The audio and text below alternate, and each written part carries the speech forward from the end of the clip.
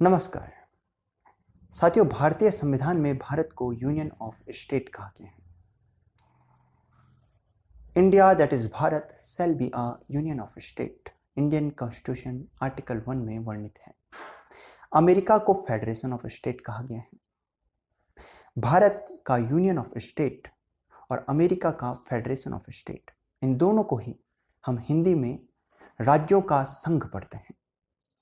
हम जानेंगे भारत का यूनियन ऑफ स्टेट किस प्रकार अमेरिका के फेडरेशन ऑफ स्टेट से अलग है। साथियों, ये संघ को आप समझें।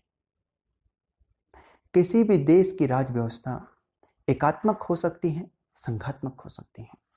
एकात्मक होने का तात्पर्य है एक ही सरकार, सभी शक्तियां एक ही सरकार के पास, शक्तियों का कोई पृथक्करण नहीं। संघात्मक का तात्पर्य है शक्तियों का विभाजन। यहां डुअल गवर्नमेंट होती है, केंद्र सरकार, राज्य सरकार, इनमें शक्तियों का विभाजन होता है। अमेरिका संघात्मक व्यवस्था का एक महत्वपूर्ण और मजबूत उदाहरण है। भारत के संदर्भ में प्रोफेसर केसी वियर इसे अर्ध संघात्मक कहते हैं। जी ऑस्टिन इसे सहकारी संघवाद कहते हैं। ऐसा क्यों? यदि आप अमेरिका को देखें, उसके संदर्भ में जानें, तो अमेरिका में दोहरी नागरिकता होती है। राज्य अपनी नागरिकता देते हैं और संघ अपनी नागरिकता देता है। भारत में ऐसा नहीं होता। भारत में एकल नागरिकता है, भारतीयता। अमेरिका में हर राज्य का अपना फ्लैग होता है, भारत में ऐसा नहीं होता। भारत का एक फ्लैग है, तिरंगा। अमेरिका में हर राज्य के अपने सर्वोच्च न्यायालय, उनके अपने अंतिम निर्णय। भारत में ऐसा नहीं होता है। भारत की न्यायपालिका एकीकृत है। भारत के उच्च न्यायालय के निर्णय को आप सर्वोच्च न्यायालय में चुनौती दे सकते हैं।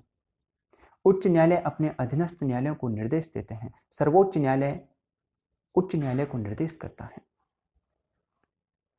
आप कह सकते हैं कि अमेरिका में राज्यों को अधिक स्वायत्तता प्राप्त है, भारत में राज्यों को उतनी स्वायत्तता प्राप्त नहीं है। आप कई और विषय देख सकते हैं, जान सकते हैं, जैसे राज्यपाल की स्थिति। राज्यों के प्रमुख राज्यपाल को केंद्र सरकार नियुक्त करती है।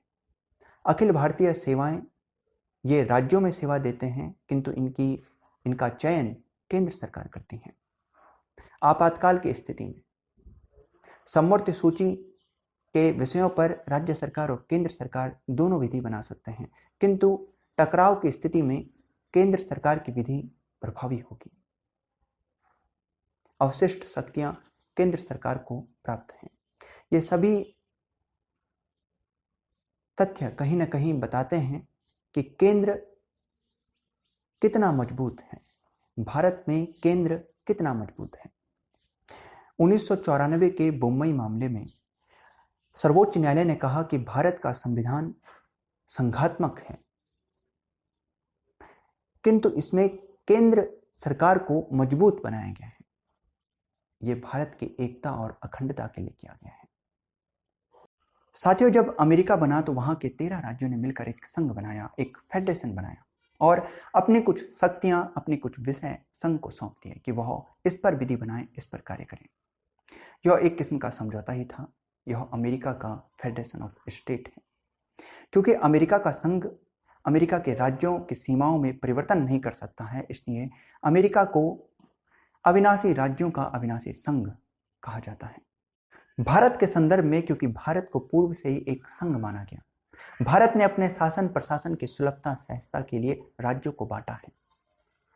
यह भारत का यूनियन ऑफ स्टेट है, यह किसी समझौते का परिणाम नहीं है।